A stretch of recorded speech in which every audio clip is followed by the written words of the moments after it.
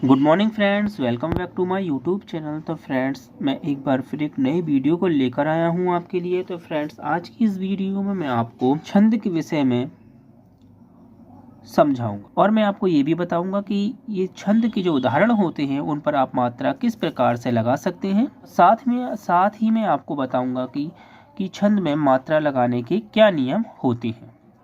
और इसके लास्ट में आपको मैं ये भी एक्सप्लेन करने वाला हूँ कि कक्षा 10th और 12th और 9th क्लास के स्टूडेंट्स के लिए कौन सा छंद सबसे ज़्यादा महत्वपूर्ण होने वाला है। तो चलिए फ्रेंड्स, वीडियो स्टार्ट करते हैं। देखिए, आज का टॉपिक है छंद। देखिए, छंद कितने प्रकार के होते हैं। मात्रिक छंद जो होते हैं वो 3 प्रकार के होते हैं। एक तो होता है सममात्रिक छंद, और एक होता है अर्ध सममात्रिक छंद, और एक होता है विषम सममात्रिक छंद। तो सममात्रिक छंद कौन से होते हैं? चौपाई छंद, रोला छंद और हरगितिका छंद। अर्ध सममात्रिक छंद कौन से होते हैं? दोहा छंद, सोठा छंद और बरवे छंद। विषम मात्रिक छंद कौन से होते हैं? कुंडलिया छंद और छप्पई छंद। ठीक है। अब आप यह सोच रहे होंगे कि मैं आपको ये क्यों बता रहा हूँ। तो मैं इसलिए बता रहा हूँ क्योंकि चौपाई छंद, जब हम छंद को स्टार्ट करते हैं तो उसमें स्टार्टिंग में हमें जब लक्षण या परिभाषा लिखते हैं तो हमें स्टार्टिंग में ये चीज़ें लिखनी होती हैं।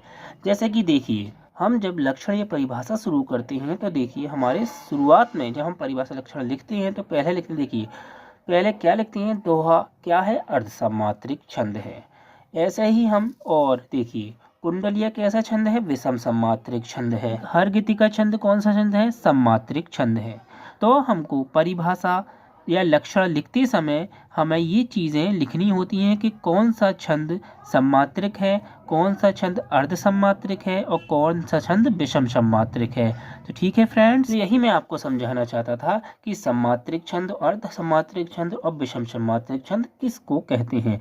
तो ये चीज़ें आपको लक्षण या परिभाषा स्टार्टिंग करने से पहले लिखनी होती हैं। ठीक है, चलिए आगे बढ़ते हैं। देखिए, आप इसमें देख सकते हैं सममात्रिक छंद कौन से होते हैं? जिन छंदों के चारों चरणों की मात्राएं या वर्ण एक से हों वह क्या कहलाते हैं? सममात्रिक छंद कहलाते हैं। जैसे कि चौपाई छंद में 16-16 मात्राएं होती हैं, रोला छंद में 24-24 मात्राएं होती हैं, हरगितिका छंद में प्रत्येक चरण में कितनी मात्राएं होती हैं? 28-28 मात्राएं होती हैं। ठीक है। अब देखिए, अर्ध सममात्रिक छंद किसको कहते हैं? जिन छंदों के दूसरे तथा चौथे चरण में जिन छंदों के दूसरे तथा चौथे चरणों की मात्राओं या वर्णों में समानता हो वह क्या कहलाता है? अर्ध सममात्रिक छंद कहलाता है। जैसे कौन से छंद हैं? दोहा छंद, सोठा छंद और बरवे छंद। दोहा छंद में पहले और तीसरे चरण में दोहा की 13-13 मात्राएं होंगी और दोहा के दूसरे तथा चौथे चरण में 11-11 मात्राएं होंगी। ठीक है। ऐसे ही सोरठा में है 11-11 मात्राएं इसके पहले और तीसरे चरण में, 13-13 मात्राएं इसके दूसरे और चौथे चरण में। तो समान हो गई ना, सब में 12-12 होती हैं। बरवे में भी ऐसे ही है, 12-12 इसके पहले और तीसरे चरण में इसमें 12 मात्राएं होती हैं और तुम्हारे दूसरे और चौथे चरण में तुम्हारी 7 मात्राएं होती हैं। ठीक है, ये अर्ध सममात्रिक छंद हो गया। अब मैं आपको विषम सममात्रिक बता देता। देखिए, विषम सममात्रिक छंद कौन से होते हैं? जिन छंदों में 4 से ज़्यादा 6 चरण हों और वह एक से ना हो वह क्या कहलाते हैं? विषम सममात्रिक छंद कहलाते हैं। जैसे कि कुंडलिया और छप्पई। कुंडलिया छंद में 24 मात्राएं होती हैं जो रोला और दोहा के मेल से बनता है। ठीक है। और छप्पई में 24 और 28 मात्राएं होती हैं। 24 मात्राएं इसकी होती हैं 4 चरणों में और लास्ट के दो चरण होते हैं जो उल्लाह से मिलकर बना है, वो उसमें होती हैं तुम्हारी 28 मात्राएं। ठीक है। तो कुंडलिया बना है दोहा और रोला की मेल से, छप्पई बना है रोला और उल्लाह की मेल से। तो यहाँ पर ये टॉपिक तो हो गया पूरा। अब आपको मेन टॉपिक क्या है? आपका मेन टॉपिक है आपका मात्रा लगाने की नियम, कि आप मात्रा किस प्रकार से लगा सकते हैं उदाहरण पे। ठीक है, यही आपका मेन टॉपिक है। तो देखिए, ये है आपका मेन टॉपिक, मात्रा लगाने की नियम। तो देखिए, लघु मात्रा और गुरु मात्रा, 2 प्रकार की ये मात्राएं मैंने लिखी हैं यहाँ पर। सबसे पहले आपको मैं लघु मात्रा को समझा देता हूँ। लघु मात्रा का संकेत एक यानी कि खड़ी रेखा, उसको कहते हैं हम एक मात्रा। ठीक है, लघु मात्रा में कौन सी शब्द वर्ण आते हैं? देखिए, छोटा आ आता है, छोटी ई आती है, छोटा ऊ आता है एवं ऋषा ऋषि के स्वर की मात्रा पर क्या लगता है? एक मात्रा होती है। अब गुरु मात्रा देख लीजिए, जिसको हम दीर्घ मात्रा कहते हैं। गुरु मात्रा का संकेत क्या है? एस का साइन कुछ इस टाइप से हम बनाते हैं। जब हम मात्रा लगाते हैं चरणों पर तो हम इस प्रकार से एस का साइन बनाते हैं, जिसको हम दो मात्रा कहते हैं। ठीक है, गुरु मात्रा में आते हैं बड़ा आ, बड़ा ई, बड़ा ऊ, छोटे ए, छोटा ओ एवं बड़ा ओ। स्वरों की दो मात्राएं होती हैं। अगर ये कहीं भी अक्षर आ जाते हैं, इनकी मात्राएं आ जाती हैं, तो वहां हम क्या लगाते हैं? दो मात्राएं लगाते हैं। उदाहरण देख लीजिए आप, जैसे कि देखिए, ता पे क्या है? लघु मात्रा है। देखिए ता यानी कि छोटे ऊ की मात्रा यहाँ लगी हुई है, तो हमारी छोटी ऊ की मात्रा कहाँ है? ये है, जो हमारी लघु मात्रा में आती है। इसलिए यहाँ पर किसका संकेत है? खड़ी रेखा यानी कि एक मात्रा का। तो यहाँ हमने क्या लगा दी? एक मात्रा हमने यहाँ लगा दी। ठीक, अब यहाँ ल यानी कि ए, क्या हुआ? ला पे क्या मतलब स्वर निकल रहा है? ए, तो ले यानी कि ए शब्द निकल रहा है, तो यहाँ क्या होगी? एक मात्रा। ठीक, अब देखिए ये सा है, सा पे बड़ी ई की मात्रा है, तो बड़ी ई की मात्रा कहाँ है? यह हैगी, जो गुरु मात्रा में आ रही है। तो इसलिए यहाँ पर हम किसका साइन बनाएंगे? एस का साइन बना देंगे इस प्रकार से। ठीक है, अब इसी प्रकार से देखिए भारत है, तो भारत में क्या है? भारत में सबसे पहले आ रहा है बड़ा आ यानी कि गुरु मात्रा है, तो गुरु मात्रा में हम किसका साइन लगाएंगे? एस का साइन। इसको हम गिनेंगे 2। ठीक है, रा ए लघु मात्रा है, ता पे भी लघु मात्रा है।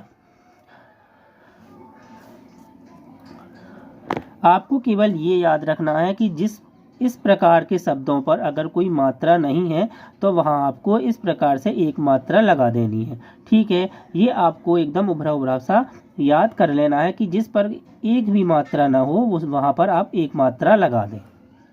अब देखिए यहाँ पर हुई शब्द है, हुई पे आपकी एक तो छोटी ऊ की मात्रा है और एक बड़ी ई की मात्रा है। तो छोटी ऊ की मात्रा हमारी आ रही है लघु मात्रा में, जो यहाँ पर है। देखिए यहाँ पर क्या लगा देंगे हम? लघु मात्रा। और यहाँ बड़ी ई है, बड़ी ई की मात्रा में आ रहा है गुरु मात्रा, यहाँ हम लगा देंगे 2 मात्रा। ठीक है, ऐसे ही हम नैन में लगाएंगे, नैन यानी कि बड़े ए की मात्रा यानी कि गुरु मात्रा यहाँ लगा दी, और ना पे कोई मात्रा नहीं तो एक मात्रा हमने यहाँ लगा दी। ऐसा ही रूप। अब कुछ लोग रूप को जो होते हैं वो बड़े ऊ की मान लेते हैं, लेकिन ऐसा नहीं है। रूप जो रा पे जो मात्रा लगती है वह छोटे ऊ की लगती है। देखिए इसको हम छोटे ऊ की मात्रा कहते हैं, जिसको हम लघु मात्रा में मानते हैं। इस पे कोई मात्रा नहीं, इसलिए लघु मात्रा। तो ठीक है, अब इसके बाद आते हैं अनुस्वार। अब देखिए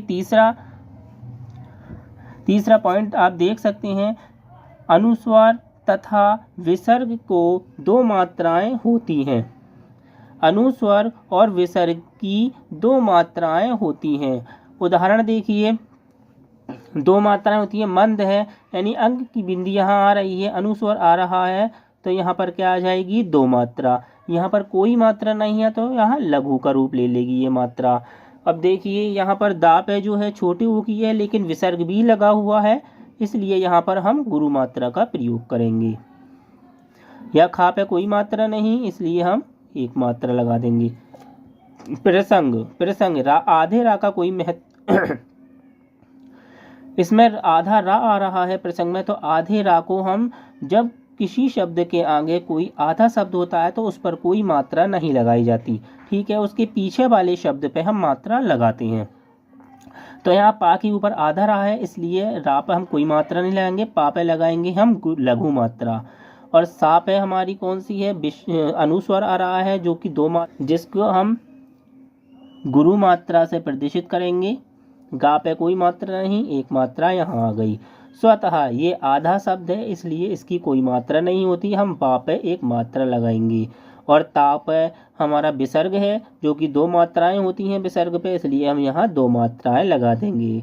तो ठीक है फ्रेंड्स, ये हो गया आपका अनुस्वार यानी कि अंक की बिंदी और बड़े अंक की बिंदी का सॉल्यूशन। ठीक है, फोर्थ नंबर है आपका अनुनासिक यानी कि चंद्र बिंदी को हम क्या कहते हैं, अनुनासिक कहते हैं। इसमें कोई मात्रा नहीं होती।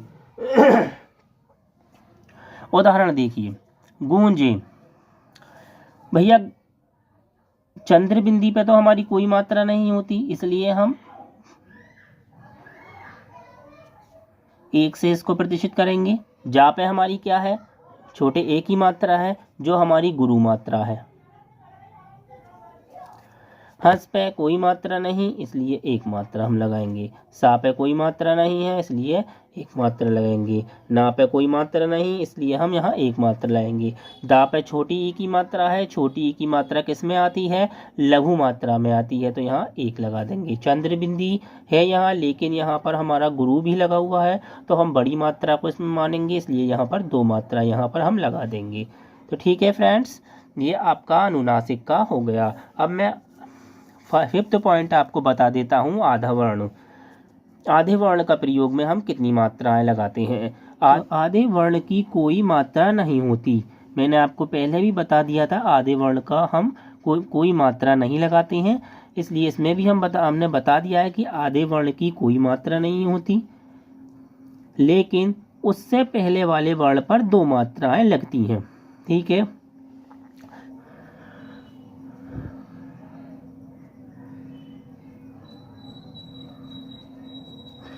मान लीजिए हमारा इस प्रकार से एक शब्द आया है त्याग। अब आगे वाला जो अक्षर होता है उसकी तो कोई मात्रा नहीं होती, इसलिए हम पीछे वाले अक्षर को मानते हैं। तो पीछे वाले अक्षर को हम कितनी मात्रा से प्रदर्शित करेंगे, तो पीछे वाले अक्षर पे बड़े आ की मात्रा है, तो ये हो गया। तो गुरु मात्रा पे हम गुरु मात्रा, इसलिए हमने यहाँ दो मात्रा लगा दी। और गा पे कोई भी मात्रा नहीं है, इसलिए यहाँ पर हमने एक मात्रा से इसको दर्शा दिया। ठीक है, अब देखिए, अब आ रहा है आधा अक्षर बीच में। अब बीच में जब आधा अक्षर आता है तो हमको क्या करना होता है, तो इसमें मैंने आपको ये लाइन में आपको बताया था कि आधे वर्ण की कोई मात्रा नहीं होती, लेकिन उससे पहले वाले वर्ण पर दो मात्राएं लगती हैं। ठीक है, तो आधे वर्ण की तो कोई मात्रा नहीं होती, लेकिन इससे जो पहले वाला वर्ण है, इस आधे शब्द का भार इस पर आता है, तो इसलिए ये हमारा किसका रूप ले लेती है, गुरु का रूप ले लेती है। अब देखिए, ये सत्य है, इसमें सा जो है हमारा लघु है, लेकिन बीच में आधा शब्द आया हुआ है, तो इसलिए जो आधा शब्द का जो भार है हमारा आगे आने वाले शब्द पर आ गया, इसलिए यहाँ पर हमने क्या लगा दिया, गुरु हमने मात्रा इसकी लगा दी, और एक मात्रा हमने लगा दी यहाँ लघु की। ठीक है, इसी प्रकार से धर्म है, इसी प्रकार से दुष्ट है, इसी प्रकार से वृद्ध शब्द यहाँ पर दिए हुए हैं।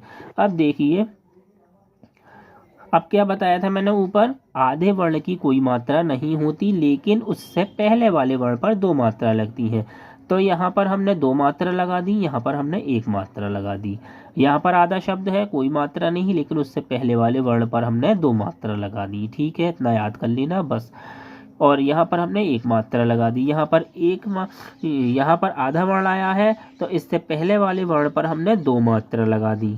ठीक है, यहाँ पर एक मात्रा लग गई, यानी कि यहाँ गुरु लग गई मात्रा, यहाँ पर लघु लग गई। तो ठीक है फ्रेंड्स, अब देखिए मैं संयुक्त वर्ण बता देता हूँ आपको। संयुक्त वर्ण, ये छात्रा, ज्ञा, श्रा, ये कौन से वर्ण होती हैं, संयुक्त वर्ण होते हैं।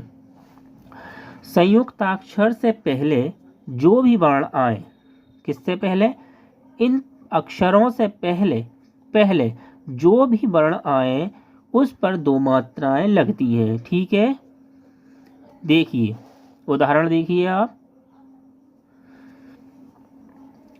यज्ञ, गा से पहले या है, ये है ना, गा से पहले क्या है, या, तो यहाँ पर कितनी मात्रा लग गई, दो, और यहाँ पर एक। कक्षा, छा से पहले क्या है, का है, यहाँ पर कितनी मात्रा लग गई, 2।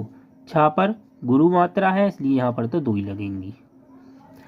त्रास, यहाँ पर गुरु ही है तो इसलिए यहाँ 2 ही लगेंगी। सा पर कोई मात्रा नहीं, 1 लगा दी।